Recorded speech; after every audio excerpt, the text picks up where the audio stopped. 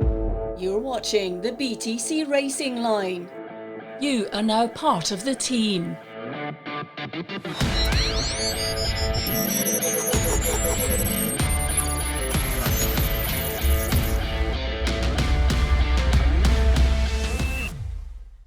Welcome to the BTC Racing Line. Thank you all very much for joining us. My name is Diana Binks and I'm your new host. Joining me, of course, are the three drivers, Josh, Michael and Tom. Welcome, gentlemen. Hello. Hey, how you doing? Very good, thank you. Did you see what I did there? No. Because I'm the new girl on the block, I didn't want to upset anyone, so I put you in alphabetical order. But then I've probably made a slight mistake because Michael doesn't like to be called Michael. I don't mind. I've been called a lot worse. Trust me. So, yeah, you can get away with anything with me. We can't say it here on the podcast, can we? Yeah, if you want. Give me children listening. if you want some controversy. Well, of course, this week there's been a huge amount of excitement because as a team you were able to get back on track and headed up to Snetterton for the tyre test. And Josh, if I could just start with you, how did it feel when you drove out of the garage again after being sidelined for so long? Well, I was expecting a little bit to be, as you would kind of anticipate, being a little bit rusty because, you've been out of the car for 6 months or so. I thought I'd just take a bit of time to get back into the rhythm, but literally, obviously felt straight home as soon as I got in the car, and lap one just felt really good. So obviously the test that we did in Spain pre-season was really, really important for us. Plenty of seat time, and obviously, being my second year in the car, everything just slotted into place. So yeah, really, really positive for me. Creasy, how important was it to get back on track? Yeah, I mean, for me, it was, every second in a British touring car for me is so valuable at the moment. And, I'm so inexperienced, not just in touring car, but just in racing in general. So I'm learning as quick as ever. I've learned equally as quick this year as I did in the Ginettas. Not so much how to drive the car. It's just little tips that I'm getting from these boys and set up, and I'm really looking forward to getting out there now because I feel like I've learned so much. I'm ready to put it in practice. And Tom, how good was it to see these guys? Oh, it was great. I mean, what can I say? I was sprayed in WD-40. There was no rust on me. It was a lot of fun meeting up with the whole team. To start with, it felt a bit strange because we've been in this whole lockdown situation where you don't want to get too close to people, and before you know it, you've got 4 people on each side of the pit garages with these masks, and we kind of look like we're from Death Race or Mad Max or something, and it was all a little crazy to start with. But yeah, as soon as we get out racing, we all love it so much, and we're doing it for so many years. It's just become second nature. And Creasy's got his mask on right now. That's it. Just like the man from Mad Max, don't you? This is how we all look. Yeah. I was just say, as Josh said though, the pre-season testing was very good for us. And it did mean that we had a great base set up. We could go straight out and be quickest out the box. That's what testing does. And as a team, BTC Racing's worked very hard on the cars and developing them. And so far, it shows like it's worked really well. So obviously the objective at the tyre test was to run through the different setup options and obviously test the tyre compounds and what setups work differently with the compounds. What did you find? I know it's a new tyre supplier this year. What difference has that made, Tom? So I'm going to be honest, we would normally run like a soft, medium, hard and wet tyre if it was wet, which it was. But on the basis that the soft tyre for this year, last minute because of coronavirus, has now been stopped, we're predominantly only running the medium tyre now. So we just ran the medium. There's no point in running the hard tyre at Snet because the tarmac's so different to Thruxton. But we were lucky to try the wet tyre, and we tried the new wet tyre, which we found was a little bit better.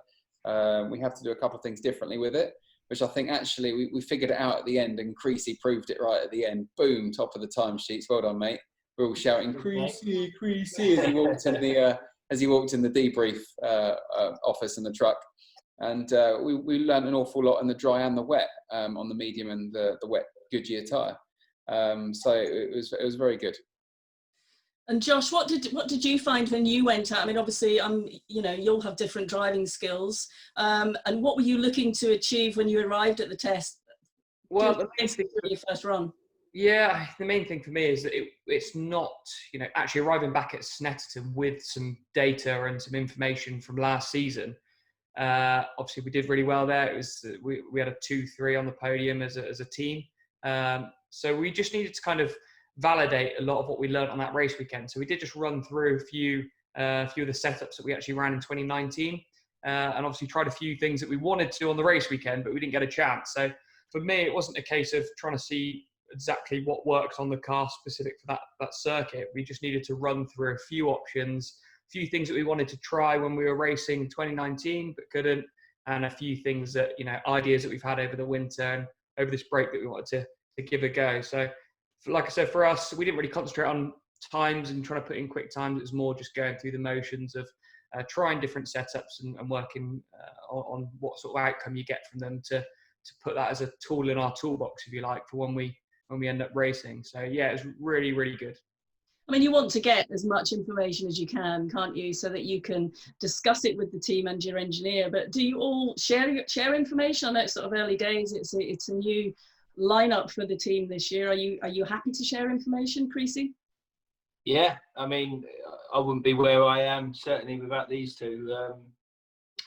Since I've turned up at the first test in Spain, Tom's new to the team as well, and Josh obviously settled in. So Tom had a lot of work to do with the car and getting to grips with the car straight away. But Josh took the time out and actually driver coached me, and he still is now. So he's value point in my progress in the team. And yeah, I think without these two and Tom obviously giving me all the tips of his experience over the years, and any problem I've had, I say to him, and he's had it in either 2001 or whatever, but he's got a memory like I don't know, like an elephant, I suppose. Sorry, my skull flew down there, but yeah, he just remembers every little detail. So it's been incredible, and sharing data and stuff like that. For instance, these last 2 days, obviously, I set a time at the end there with the track coming in and bits and pieces. So,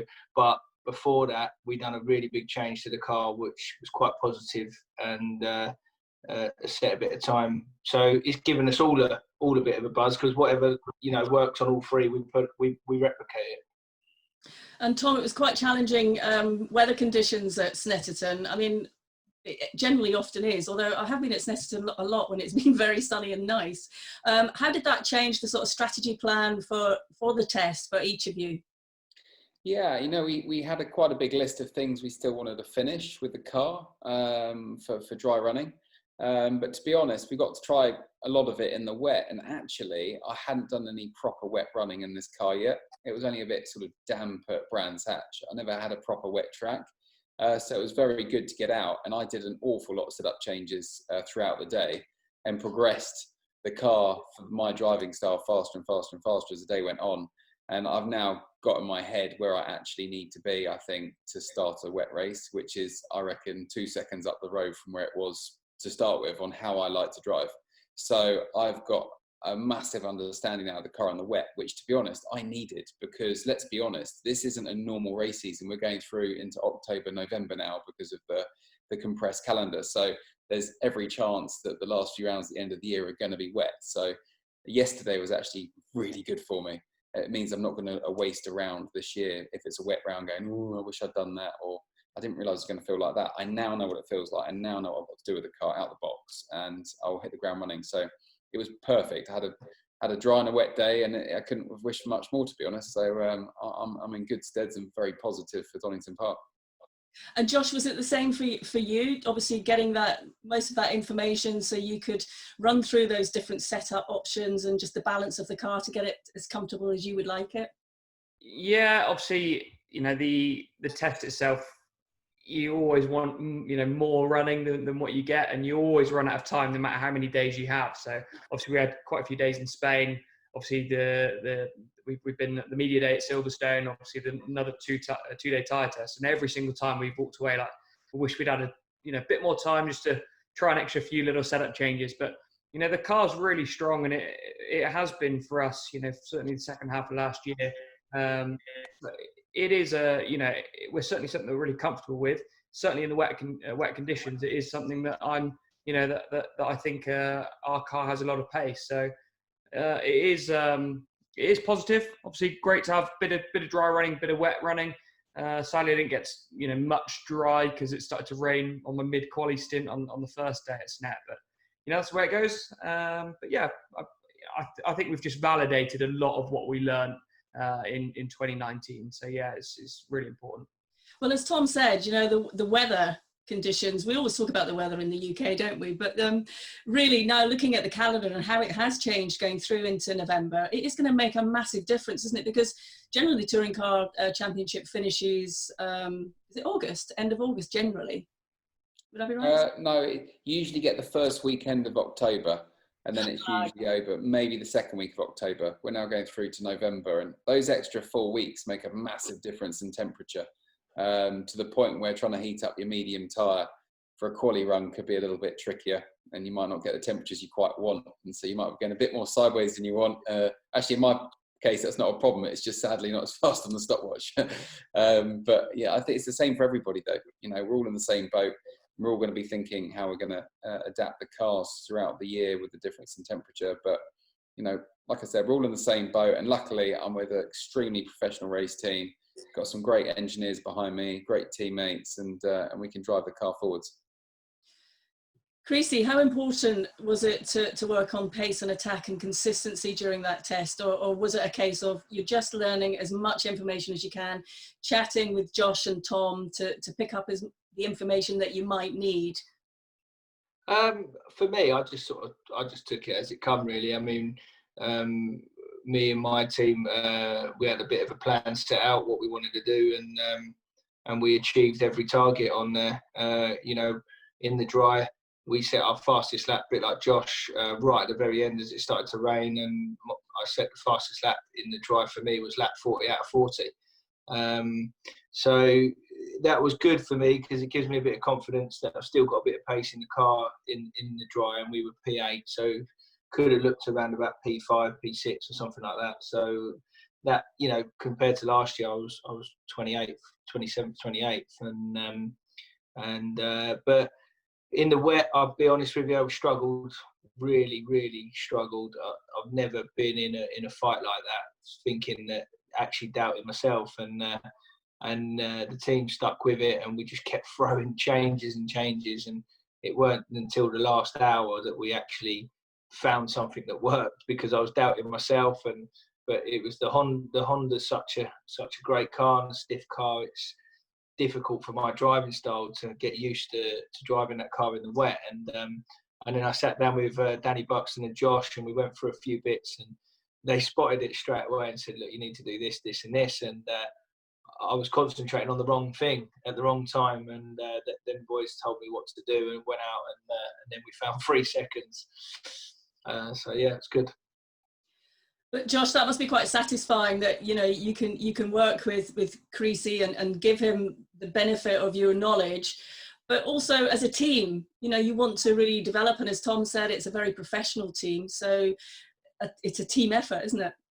Yeah, I mean, we've all got obviously different personalities and how we operate, and we've all got different levels of experience in different areas.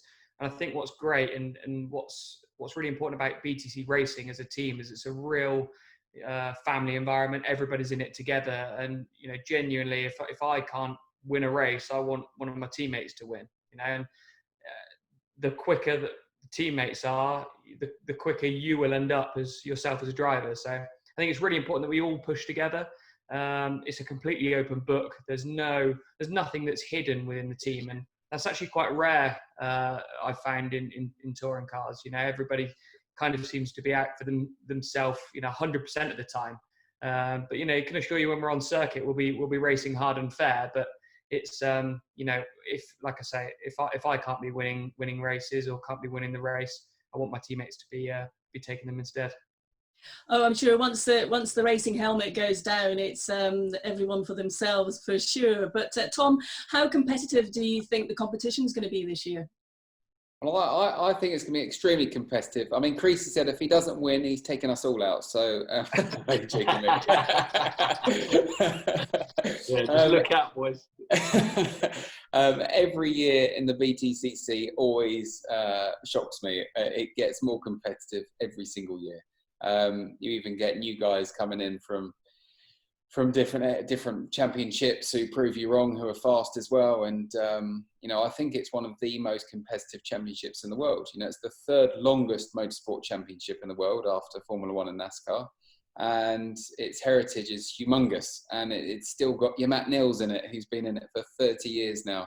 And these boys are legends. They're multiple champions. And every time you go out there, it doesn't matter that, you've done 400, 500 race starts.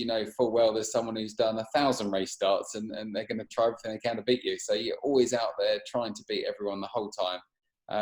But so's everybody else. We were just testing. And if you look at the testing times, it's so close. Like, we're all very, very close. And that's a 3-mile lap, Snetterton. It's not a Brands Hatch Indy. It's a 3-mile lap. So when we're all that close, when you get us to Brands Indy, we're all going to be within hundreds or thousands. It's going to be a whole different ball game. I might even be bunny hopping in my seat, dying like this. Get across the line a little bit faster because it's going to be that close. Tom, how does the Civic FK8 compare to other cars that you've driven in this championship? Do you know what, actually? It is definitely the stiffest chassis I've raced in the last 16 years. I can genuinely feel the difference in the chassis. And it's got a good centre of gravity in it. But actually that leads to something different because it does react different to a lot of touring cars I've driven. So I had to work quite hard to get it to react how I want it to react. And it now is a very good touring car. There's a reason we're at the top of the times. We've done a great job. The car's fantastic. Team's great. And I'm enjoying it. And a happy driver is a fast driver, Diane, and I'm happy.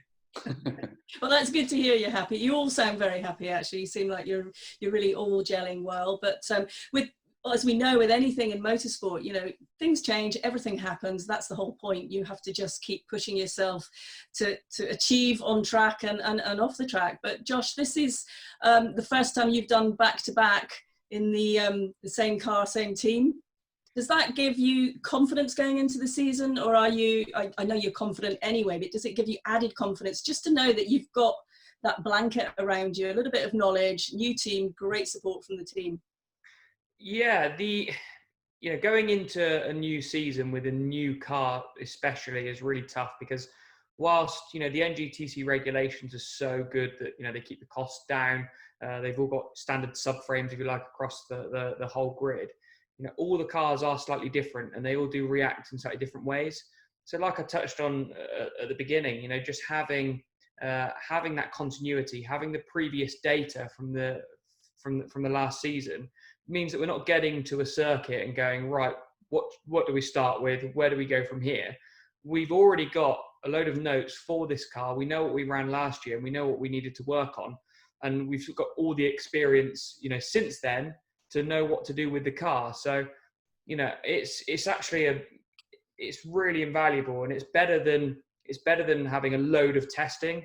You can't replace that seat time that's, so competitive and the variation of tyre compounds and weights that we've had to run throughout the previous season. That information can only be learned by taking part in those races. So for me, it was hugely important to get some continuity. I've never been in the position to be able to do it. And obviously, the partnership with BTC Racing has worked so well last year. It's my highest ever finish in the championship.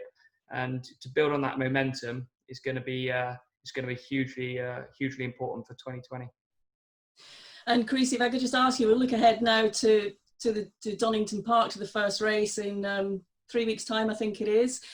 What are the plans for that first race and how are you going to prepare for that one? I think I'm just going to, I've come off the back of an amazing 2 days. I'm not going to lie about it. It gave me a massive, I think if yesterday would have ended at halfway through the day, I think I would have questioned myself whether if I was going to come back or not, but because we was having such a bad time. But that's just made me a lot stronger and a lot more positive. And I've come away P3 and P8 on the 2 days, with a spring in my step, and I think I'm just going to go in relaxed. I'm nice, fit, healthy, and ready to go, and pitch up at Donington and see what happens. And I had 2 phone calls today. I had one from Bert and Ben, talking through yesterday, and giving me that extra confidence of how well we did and how well we worked. And also got a phone call off Dick Bennett today from BMW, who's not because it's BMW, but he's just a legend in his own right, and has worked with some fantastic drivers and Senna and Hakkinen, and to get a phone call off of him and to say well done, and it was quite a nice sort of confidence boost. So yeah, I'm just going to go into the weekend and hopefully it'll pan out well. And Josh, how about yourself? What are you doing to prepare? Are you doing any sort of sim work or are you doing anything ahead of the race, or is it a case of chatting to the team, going through the information and just getting yourself ready? I mean, in terms of fitness myself, I've never actually been fitter. Over this lockdown period, I've done quite a lot of running. So that's put me in a good mindset, put me obviously in a good physical state. So if one thing positive's come out of it, it's certainly that. In terms of preparation with the car and the team, obviously got a really good working relationship with everybody at BTC Racing, especially my engineer and the guys working on my car. So, I mean, we had a fairly good Donington last year. We were on the podium, so it's always gone well for me at Donington as well. It's a good hunting ground for me in the past. So, I think we're fairly comfortable with Donington as a track, but we'll just go through our normal process of deciding kind of what direction we want to go in and drawing on last year's experience. And Tom, how important is it to have that consistency leading up to a race so that you just feel comfortable when you're there? It's the key. Consistency is the key. Everything I do, whether it's at the racetrack or training, is consistency. And points make prizes, that old-fashioned saying. I think it's going to be a bit different this year, because I think some of the people who really go for it and then have a DNF, it might actually suit them a bit more this year, rather than sort of me and your Turkingtons who just try and click gears and finish every race, because they're saying that you can get rid of a couple of rounds if you have some bad ones, on the basis that a couple of teams or cars might not make a couple of rounds this year. So the rules have changed a bit, obviously, this year to help teams out with the coronavirus, and maybe people trying to get to rounds, or maybe even if you catch coronavirus and you can't get to a couple of rounds, that it's not going to really affect your championship. You're allowed to wipe 2 off, which is, I think, not great for someone like me who likes to finish all my races and get lots of points. Great for me. But it's great for Creasy, mate. Go for the win. I mean, I just want to ask all of you, really, how does it feel? How does the anticipation of racing at a circuit without fans there feel to you? I mean, we all know it's strange, but it's, once you're racing, but how does that actually feel, when you arrive at the track? And you're so used to having hundreds of thousands of fans, aren't you, in touring car races? Well, I don't need to sort of plan 10 to 15 minutes to go to the bathroom to do lots of selfies and autographs. You can actually just go to the loo and come back. That's going to be brilliant. But it'd be really sad, I had this one time in my life, I won at Monza in the World Touring Car Championship, and I stood on the podium and there was no fans. And after watching Formula One and watching Ferrari on the podium, and there being like the whole start line full of crazy Italians jumping over the barriers, when I was there thinking I've won an FIA World Championship, fought off Rob Huff World Champion, I'm on the podium, it was a really big deal. There was 15 people below me. And do you know what? That was so soulless, and that's what it's going to be like this year. I mean, it's not the same thing when you're spraying that champagne. And they're saying it might only be one on the podium.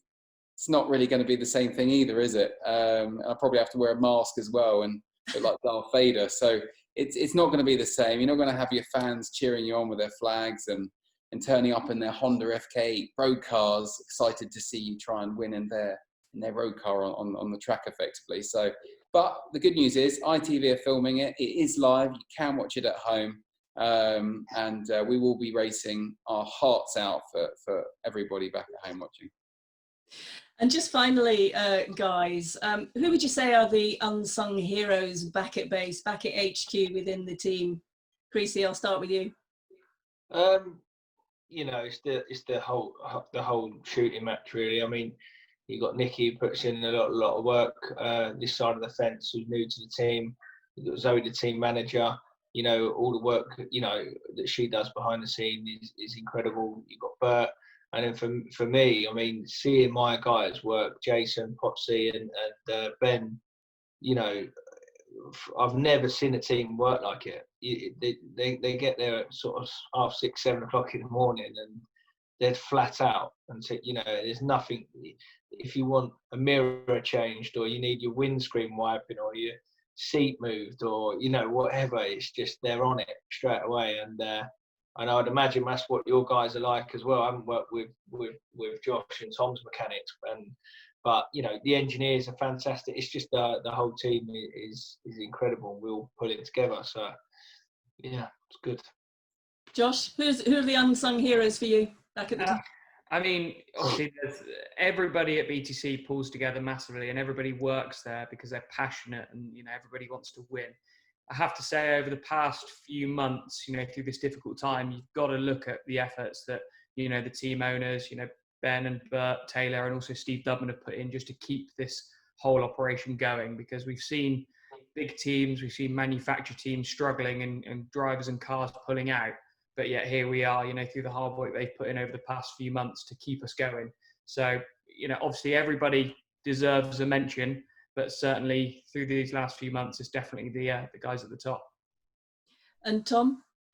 Do you know what? Between Creasy and Josh, they've both nailed it on the head. I mean, I'd just be repeating what both of them have said.